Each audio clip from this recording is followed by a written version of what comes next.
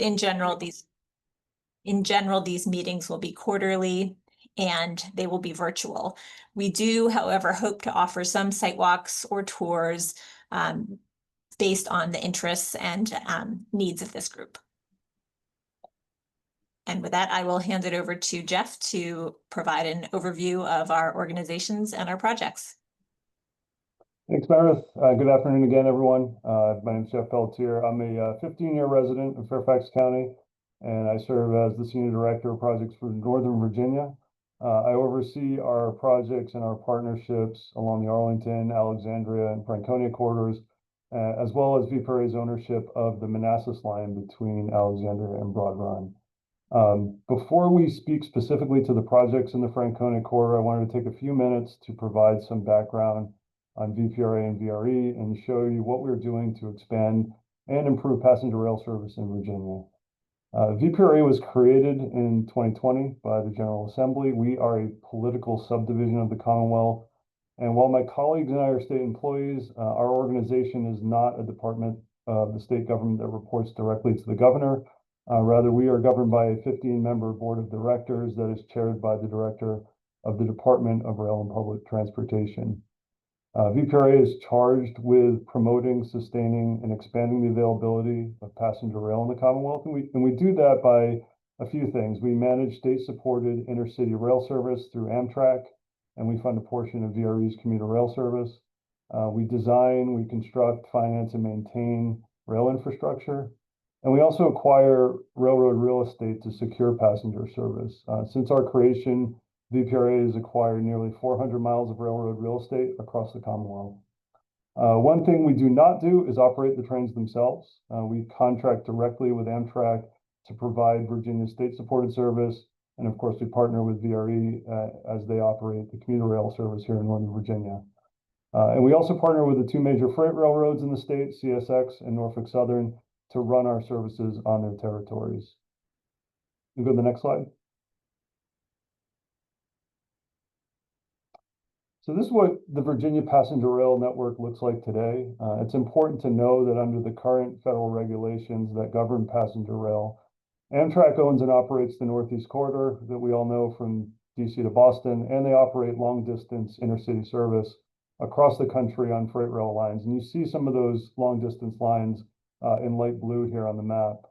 But for additional service, states have to sponsor what's called state-supported service, and that's where VPRA comes in. We currently sponsor 8 daily round trips that originate either in Roanoke, Richmond Main Street Station, Newport News, and Norfolk. And those routes continue through Washington Union Station to either New York or Boston. We also have an active project that will extend our state-supported Roanoke route further west and south into Christiansburg.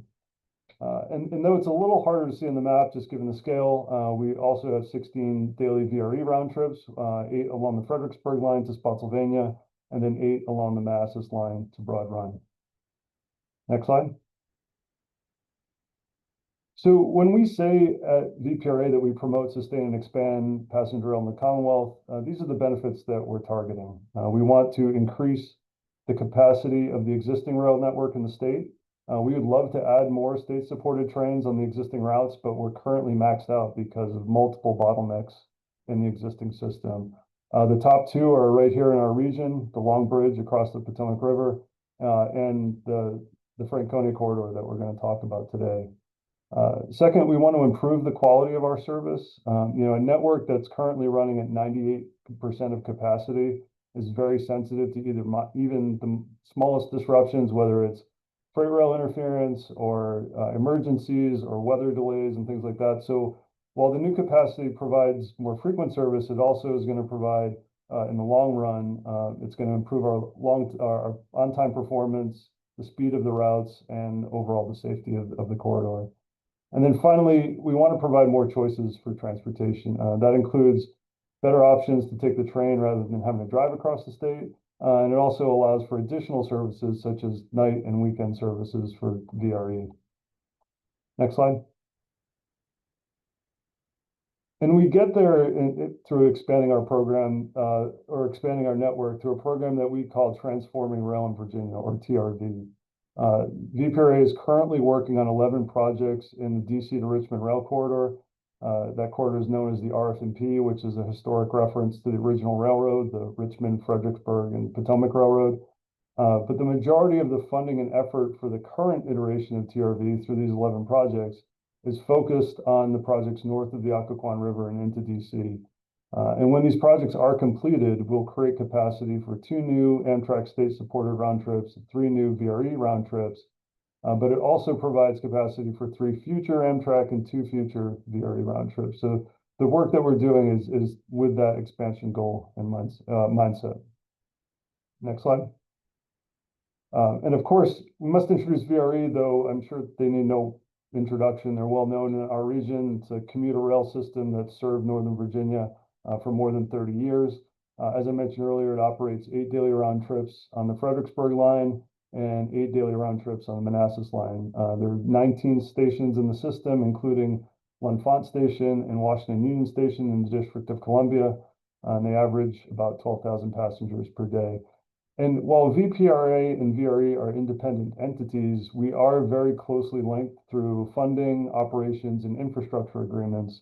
As you can see from the last few slides, VPRA's efforts in Northern Virginia, they provide mutual benefits for both the state-supported intercity service expansion and VRE's service expansion. Next slide. So with that table now set, let's talk about the projects in Fairfax County. As I mentioned earlier, the existing 2-track segment from Franconia to Lorton is one of the critical bottlenecks between DC and Richmond. And we have multiple projects underway that you see here that are meant to relieve that bottleneck. And I'm going to ask each of the project managers from VPRA and then later from DRE to give their overview of their respective projects, starting with Sarah Hoover and the Franconia to Lorton 3rd track. So go ahead, Sarah. Great. Next slide, please.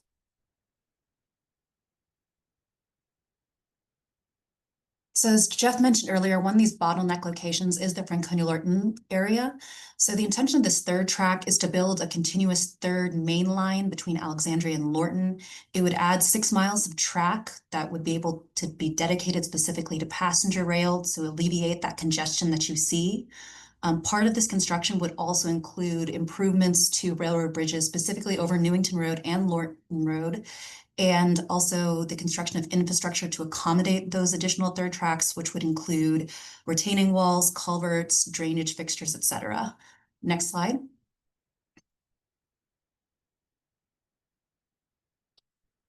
So one of the locations that does get affected by this construction is the Franconia VRE station. I'll let Jason discuss a little bit more in depth here a little bit later, but I do want to touch on what it will look like with that 3rd track in place. So as you can see in the before image, you have the 2 existing main lines with that pedestrian walkway that comes in from Berry Road. The after, as you can see, shows that 3rd track with the construction of retaining walls along that area, and to ensure the continued accommodation of those accessing through the Berry Road cul-de-sac, we will be constructing that pedestrian tunnel that is being designed and constructed by the VRE station programs. Next slide, please.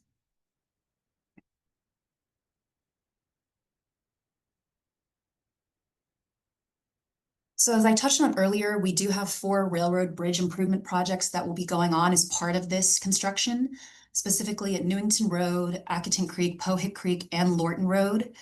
Really, you can define them into 2 different types of construction that will be happening in those 2 locations, or excuse me, those 4 locations.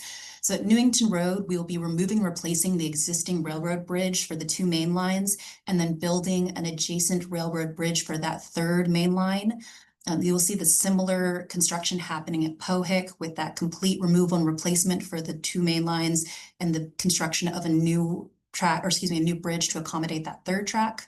At Accotant and Lorton, we're taking a different approach, in which case we will be leaving the existing railroad bridges in place and constructing a new railroad bridge adjacent to it to accommodate the 3rd track. Next slide, please. So these next 2 slides, we'll just touch on 2 different locations specifically that have roadways that will be affected. We have the Newington Road. Currently, as you all are, I'm sure, are aware, it is that single lane access point. Some people know it as Newington Road Bridge, some people know it as Cinderbed Road, and it really just limits accessibility because it is that single lane. The intention of the third track will do two things. Or the bridge will have a wider footprint to accommodate that third track, but also it will have an increased span that will allow for additional road lanes to be built underneath of that track. The one thing I will note as part of this construction is the final reconfiguration of Newington Road is not a part of the current third track project. That is a project that will be helmed by VDOT. Next slide.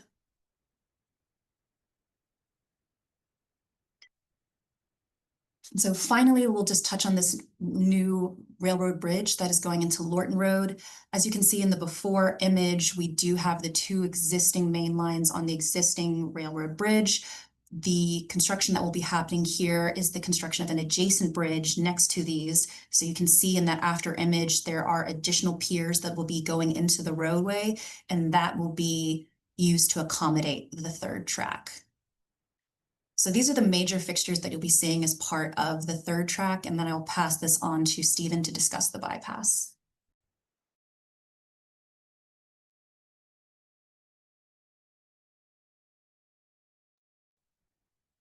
Good afternoon. Again, I'm Stephen Barna, Project Manager for the Franconia Springfield Bypass Project.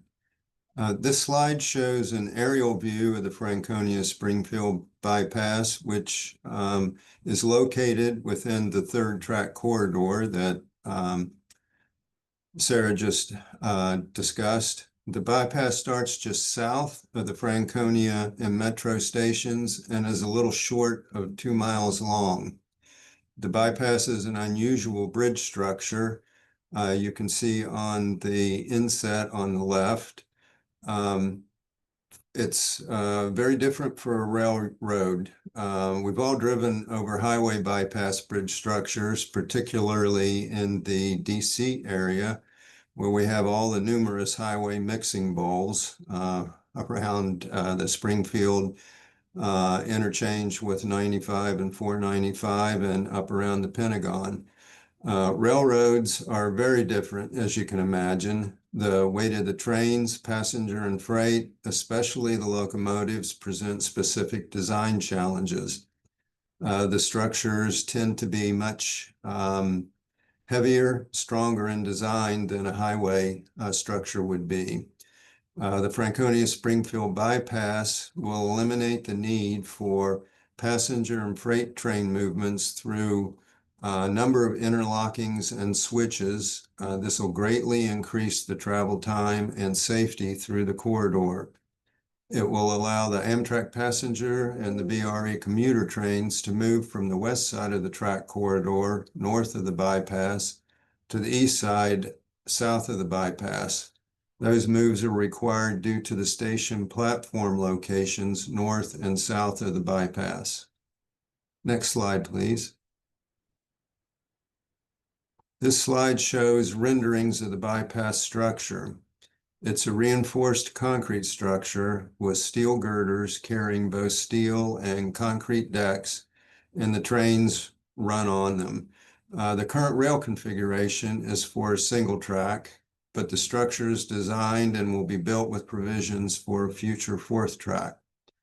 In the renderings, you can see a VRE commuter train crossing over the CSX mainline tracks, which are below the bypass bridge structure. Without the bypass, you can picture the difficulties in maintaining both the freight and passenger train traffic on just the two mainline tracks through this heavily traveled corridor. Next slide, please. And I'll turn it back to Jeff. Okay, thanks, Stephen. So we're expecting each of these projects to kick off within the next approximately 12 months, maybe a little bit longer than that. You see the anticipated start dates here on the slide. The bypass will start later this month or possibly in September, early September. The station improvements project is scheduled to kick off next summer, and then the third track will start just after that in the fall of 26. I also want to note, though, that for projects of this size and scope, we usually have enabling and supporting projects that help set the stage for the main construction package. And we do have a couple of these for Franconia. First, there are multiple utilities that run either along the railroad corridor or across it. Many of these utilities need to be relocated or replaced.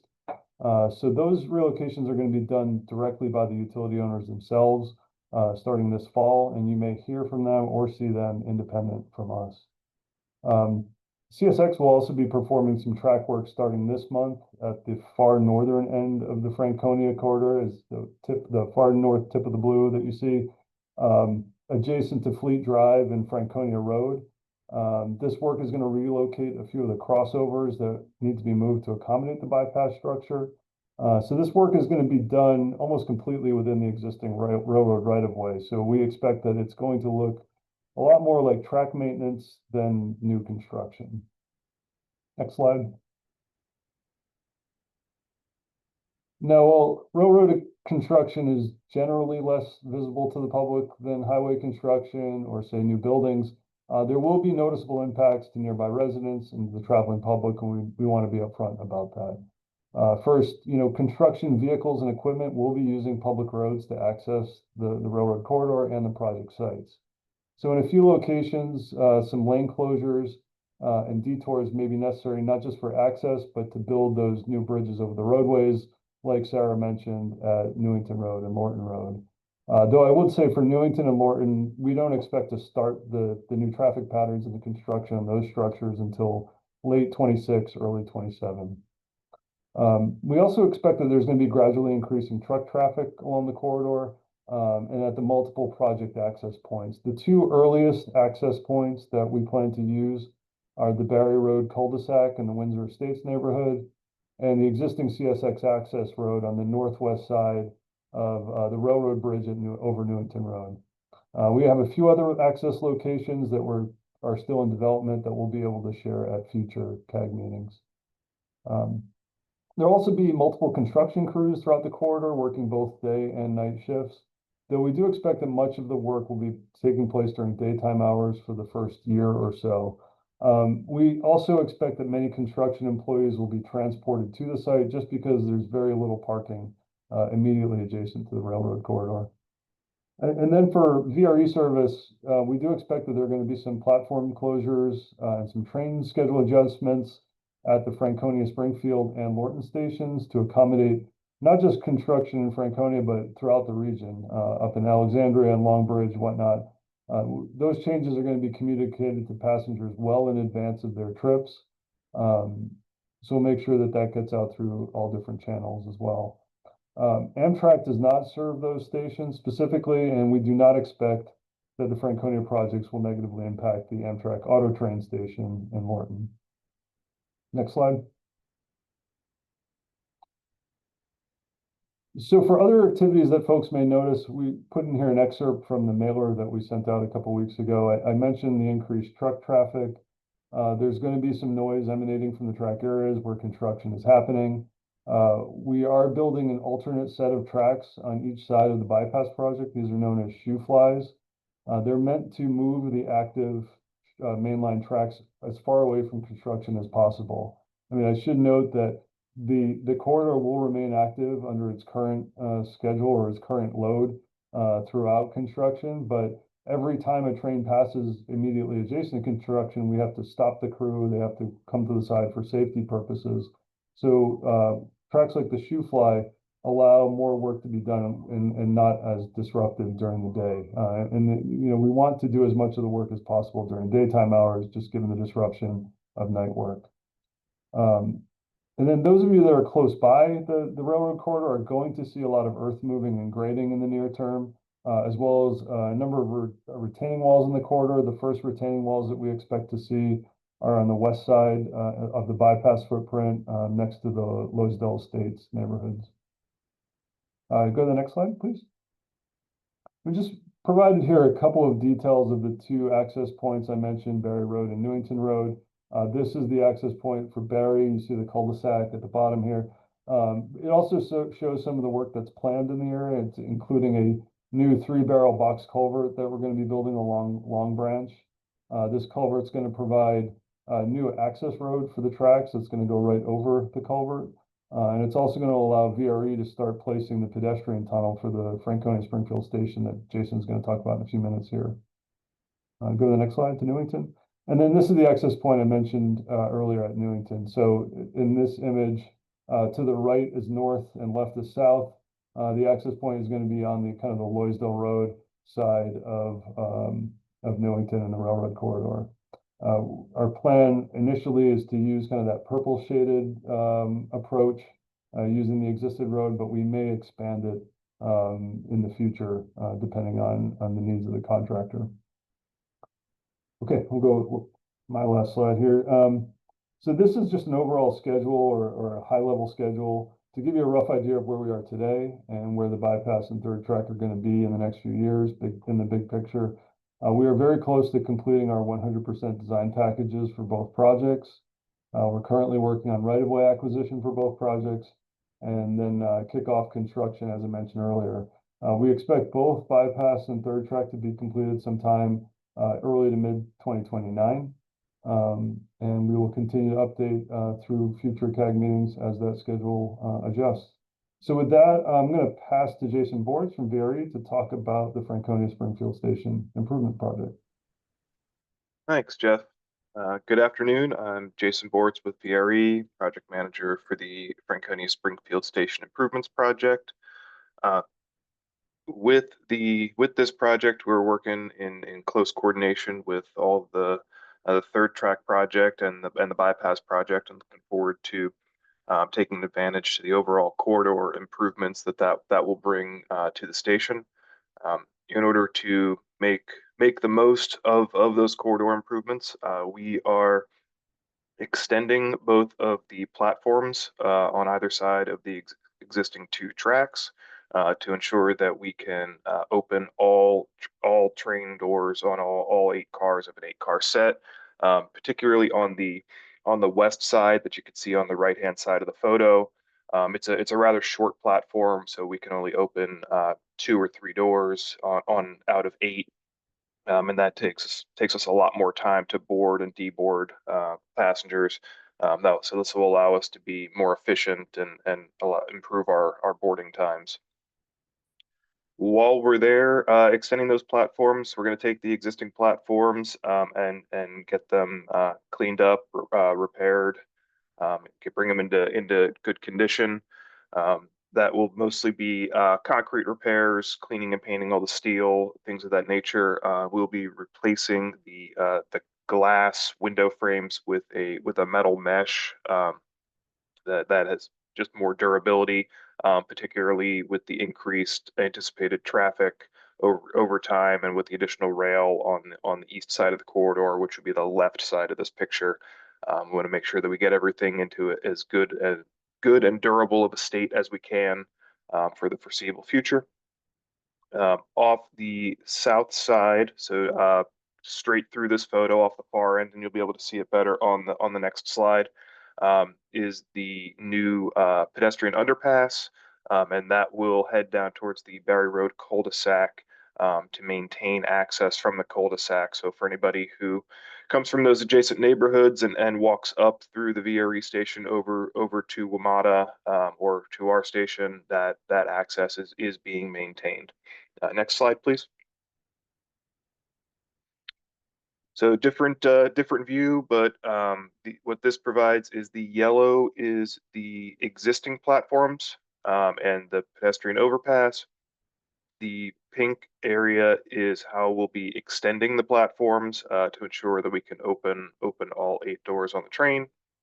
And then the green heading over to the left-hand side, that is the new pedestrian ramp and tunnel. So the platforms will still be the same as they are right now, just above the top of the rail.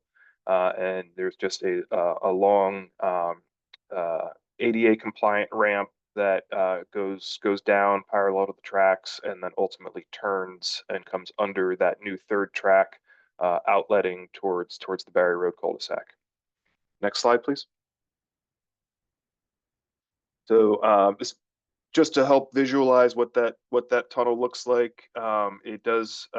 If you look at the top right photo, you can see it starts off as more of a ramp with kind of a U-shaped wall supporting the tracks, keeping pedestrians and railroad traffic separated. And then top left It's as it starts getting deeper and actually turns and passes under the track. So just to kind of give a little bit of, I know it's a little hard to visualize that. So next slide, please. And where we're at right now, we are wrapping up final design.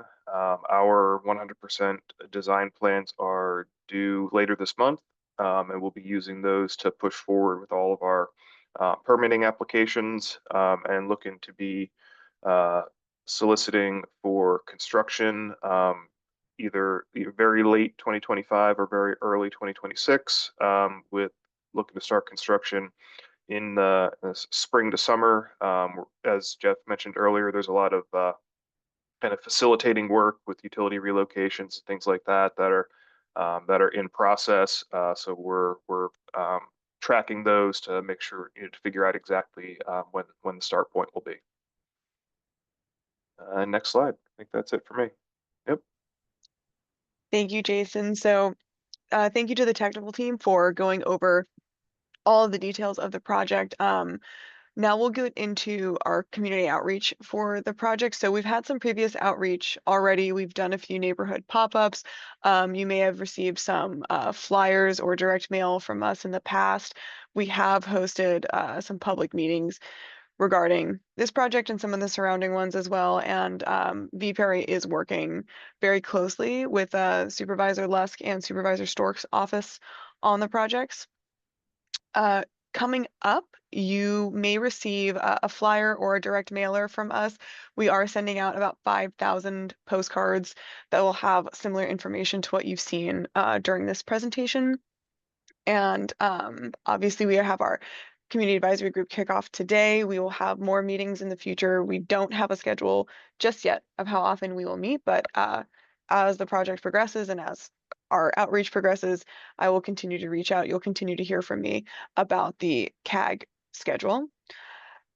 Coming up, you may see us in your neighborhood on September 8th. We will be meeting at the Windsor Estates and Loisdale Estates in the evening of September 8th. So we will be on the corner of Windsor Avenue and Victor Gray from 4:30 to 5:30 on September 8th, and then we will be moving over to Loisdale Estates, and we will be on the sidewalk across from 6701 Jerome Street, and we'll be there from 5:45 to 6:45. If any of you are interested in coming to speak to us at that time and you would like me to repeat those addresses or where we are, please don't hesitate to reach out to me. That information is also on the direct mailer that we sent out. And then we will have go back one, thank you so much. We are hosting a right-of-way acquisition public meeting on September 11th.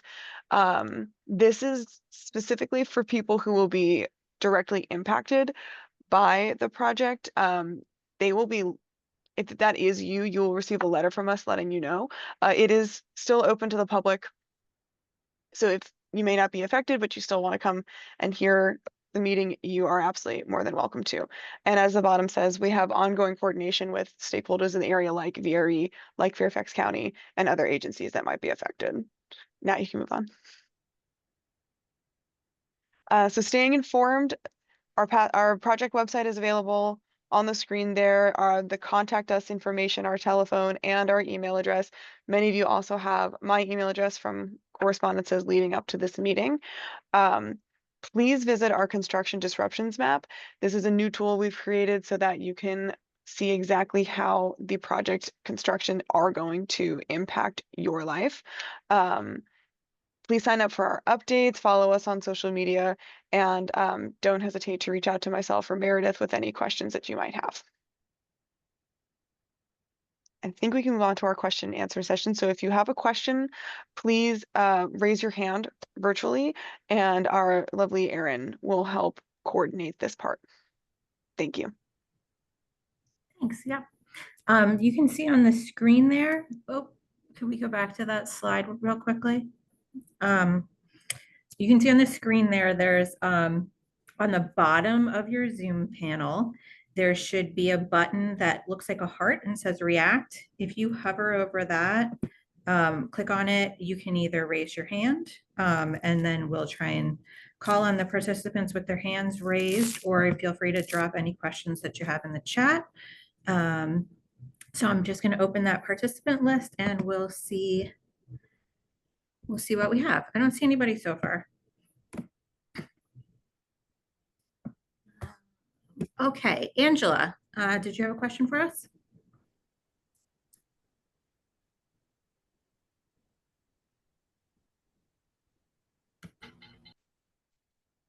Okay. Angela, we can't hear you if you're talking. Maybe we can come back to you in a minute. Dale, did you want to go ahead? Yes, can you hear me?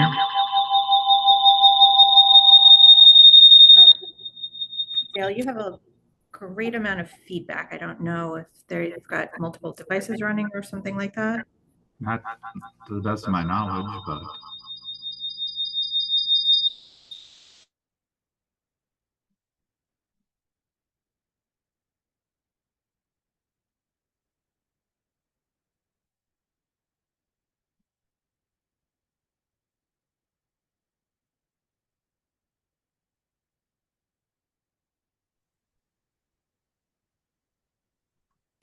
Dale, do you want to try again?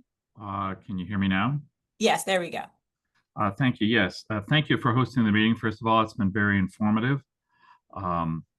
If you could repost or in the chat, put the passengerrailauthority.org disruptions site, because I think that probably would be the best thing to get published in the area for people to be able to look at that and see what those disruptions will be.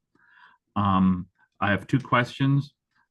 Number one, the Lorton Road Bridge, is that going to be east or west of the existing bridge? In other words, will you be adding the track rail on the east or west side of that Lorton Road interchange? That just trying to understand that. I mean, that's going to be a huge traffic bottleneck. It already is due to the VDOT construction 123 and 95 down in Woodbridge, and the traffic backs up through Lorton. So that's going to have a major impact on traffic in that area. And number two, you have a question. You have a statement about shoe fly. Those are essentially sidings, correct? Jeff, do you want to answer those questions? Sure, I can speak to both. And then if I miss anything, Sarah can jump in. But for the I Lorton can barely Road hear you, Bridge- Jeff. Oh, can you not hear me? Can everybody hear me? You're muffled, Jeff. Oh, I'm sorry. Can anybody hear me better now? I don't know if I'm. It's a little better. I don't know why it's Uh, muffled. That's very odd, good. but we can hear you. Okay, apologies for that. No, for the Lorton Road Bridge, we are going to be widening to the east. So the illustration or the animation that Sarah showed earlier was looking from the east. So the expansion is eastward. We are working with VDOT, and CSX is proposing a transportation management plan, and will ultimately come up with a maintenance of traffic plan that will assist in routing traffic when the bridge is under construction. So that is still something that's in progress. And as I mentioned, the Lorton Road Bridge will not start until sometime in roughly 2027. So we are still working with them on that. And the shoe fly tracks are effectively sidings, but in really what they're doing is they're a complete detour. So it's not like a siding, which can sometimes be a place for trains to go kind of pull off to the side and let other tracks go by. This is an actual rerouting of the two mainline tracks in both directions. Thank you very much for both responses. The reason I ask about the sidings is originally when we looked at the VRE expansion, and this is probably 2-year-old information, there were a series of sidings starting north of Fredericksburg all the way up to in order to take care of the passenger traffic versus rail traffic, freight traffic, and that if those sidings are going to remain, are those going to be sidings used for that same process immediately? Sidings are certainly under design and will be under construction in the next couple of years. We have 6 sidings that are contemplated throughout the DC to Richmond corridor. There's a number of them in Fredericksburg. That's actually my counterpart in Richmond manages those. So I can't speak as well to the details of them, but you know, if you go to our website and look at some of the project maps and stuff that we have, they can show the different sidings that we are planning to build, which are effectively, you know, third tracks for a number of miles. In some cases, it's 2 miles, other cases it's 3 to 4 miles. But yes, we intend to build a number of sidings throughout the corridor to eventually get to our goal, which is 3 and you know, in the long term, 4 tracks all the way to Richmond. I thank you very much for the explanation. I think it would be very important to list the sidings that are north of the Occoquan River. So that would be in the Lorton area proper, that we would be able to see where those are located or proposed for reaction. And my last question is, my assumption is none of this is including the redo of the CSX bridge over Route 1, just immediately less than a mile south of the Lorton VRE station, correct? That is correct. That was part of our preliminary engineering for the Franconia to Lorton project. We have designed that to 30%. However, we did not have enough funding to continue all the way down to the Occoquan River. So there is a remaining 2-mile segment from Lorton to Occoquan that we are looking to fund in the future. That would also include the replacement of the railroad bridges over Route 1. Well, just the last comment, more of a comment than a question, and that is we were promised when the Long Bridge funding went through and lobbying for that Long Bridge funding, which our community did, that would be part of the repair of that bridge would be part of that Long Bridge funding. What I hear you saying is, no, that's not going to be part of it. That's correct. Disappointing. Thank you.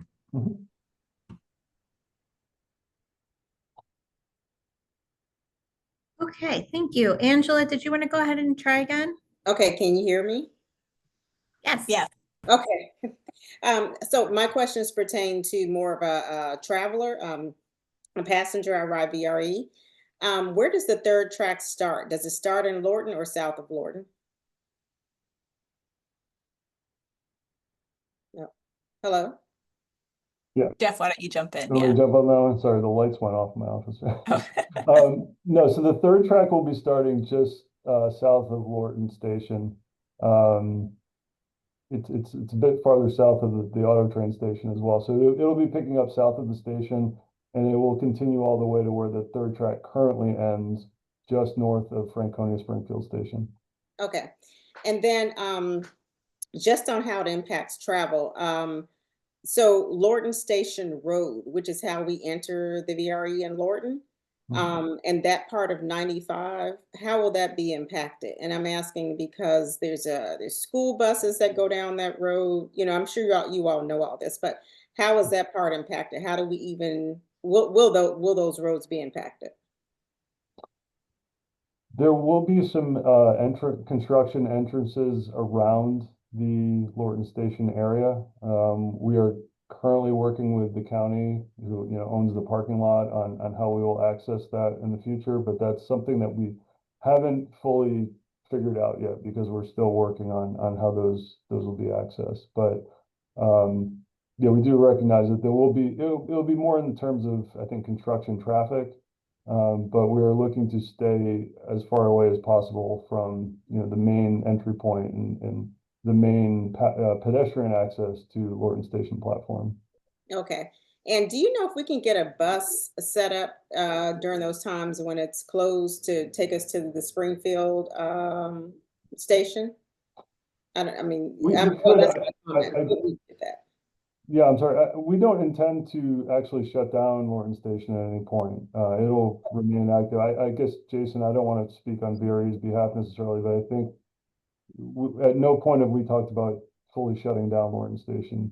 Yeah, so I think there was, I think, Jeff, that might be stemming from one of the slides made reference to potential platform closures. And just for clarity, right, that's really more oriented at Franconia Station, where there's more than one platform, where we might be limiting, we might be only be able to board on one of the 2 current platforms. As far as Lorton goes, where our intention is that that it will be in service throughout construction of all of these projects that we're discussing. Okay. And then my last question. So Amtrak and CSX, they will continue to share a track, just VRE gets its own dedicated track? Is that the way it works? No, it would be the dedicated passenger track would be for Amtrak and VRE.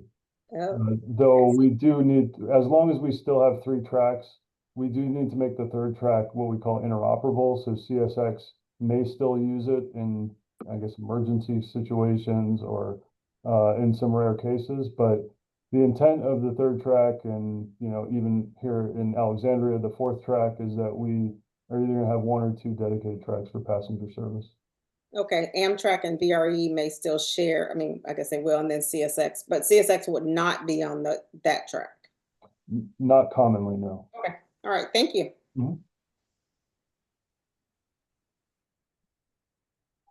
Great, thank you. Mr. Kapoor, have we answered your question adequately in the chat? Yes, you have. Thank you. Oh, Miss, thank you. Sorry about that. That's okay. Okay, and then we have a hand from Tom Moore. Yes, thanks for having the meeting. Question, can you have the slide deck that you showed during the meeting available on the website or some other way? And lastly, my understanding is there are no sound walls involved in any of this. And the reason I'm asking that is when they do road improvements around here, sometimes they run some equation and some neighborhoods get sound walls, but I understand the railroad doesn't do sound walls. Is that correct?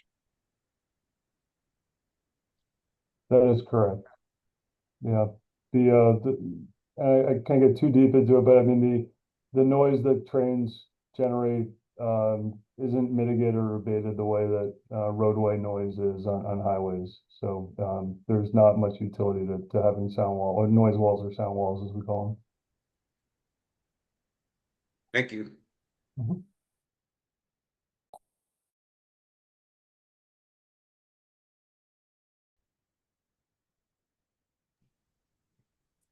Okay, I don't see any more hands at this point. But if anybody else wants to come off mute and ask a question, please feel free.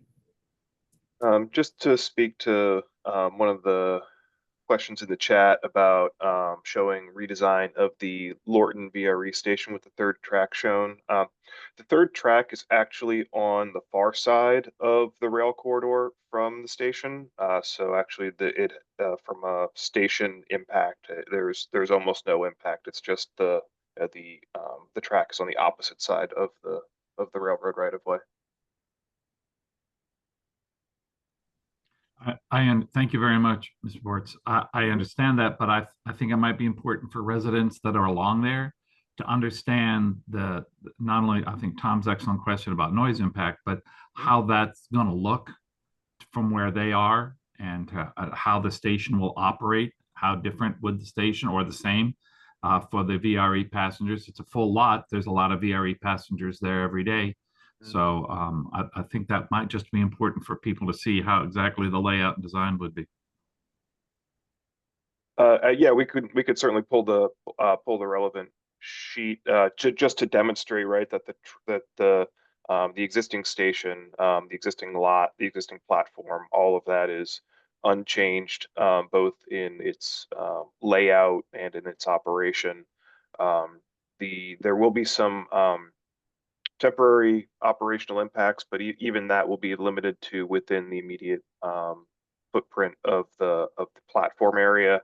I'm trying to think here, and if you're talking about kind of the opposite side of the corridor as well, people who live on the west side of the track, of the opposite side from the platform, certainly we could show that.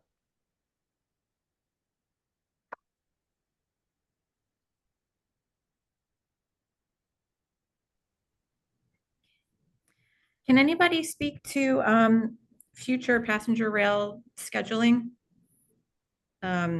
Maybe, how that might come into play during construction and then once our proposed improvements are in place?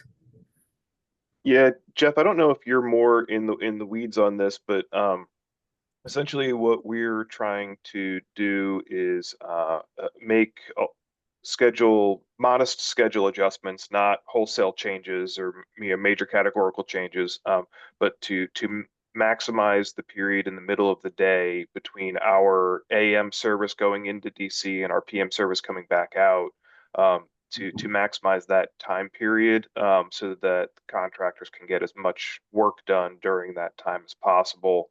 Because once we get outside of those hours, then we start running into noise restrictions and things like that, and obviously nobody wants to do night work any more than y'all want to hear the night work. Yeah, that's a good point, Jason. I know a lot of the schedule modifications are being done to accommodate the Long Bridge construction, which is a lot more constrained, just because of the proximity of different buildings and whatnot to it. That work is still ongoing right now, and I think in the next few months, certainly by the end of the year, we should see what the revised schedules are going to look like. But I don't know that it's anything we can share at this point. But we will, once we have it, we'll certainly be broadcasting on all channels, including this CAG and the Alexandria Long Bridge CAG as well, because of the impact that's going to have. And then in the long term, Jeff, once we get out of the other side of the construction process, we anticipate additional service as one of the major reasons that these projects have been undertaken. Absolutely. Yeah, and I did mention that we will have new round trips that are activated once this work is done. I don't know that we are near having, a timetable for that yet, but we know generally where the destinations are going to be, the additional trains to Richmond. I think there's additional to Newport News. But, and further up north with Long Bridge and Alexandria, there's potential for additional out to Roanoke as well. But those service plans are available on our website. But like I said, the timetables and whatnot will be worked out in the years to come, before the projects are done.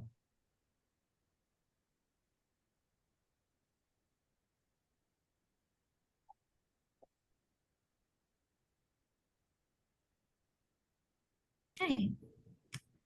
I want to give one last chance. Anybody have any additional questions?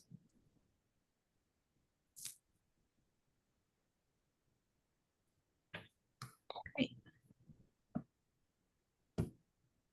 In that case, Jeff or Jenna, do you want to? Oh.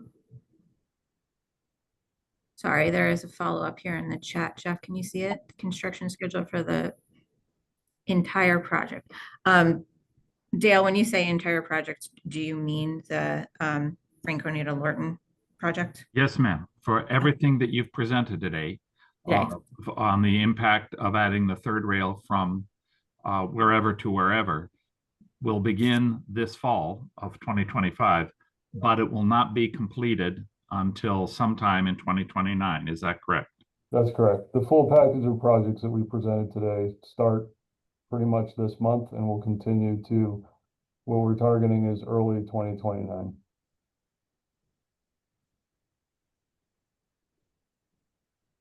And of course, it stands to reason too that it won't be in the entire 6-mile corridor for 4 years. It'll be somewhat linear, sometimes parallel. I think the bypass project, just south of the station, will be pretty active for the majority of that time.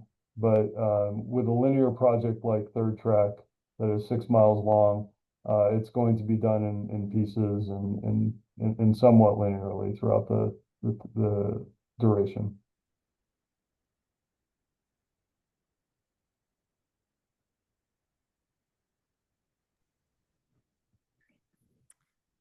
Okay, and then Jeff or Jenna, did you want to close us out? Yes, sure. Thank you. So thank you everybody for taking the time to join us today and for your very thoughtful questions. We really appreciate the opportunity to explain the project and the impacts to you. I see a couple questions about our slides going to be available. Yes, the slides will be available on the project webpage that Meredith has posted in the chat. I will also be sending a follow-up email with links to the recording and links to the slides for anybody that is interested. Again, thank you so much for your time. Please follow up with myself or Meredith if you have any additional questions that come up in the next couple days. And we're excited to work on this project with you and continue the CAG process. So the Meredith, next anything? meeting will likely be in about 3 months, where the goal is to hold these on a quarterly basis, keeping you as up to date as possible. Thank you. All right, thank you. Take care, everybody. Thanks, everyone. Thanks, everyone. Thank you. Thanks all. Really appreciate it. Thank you for the briefing.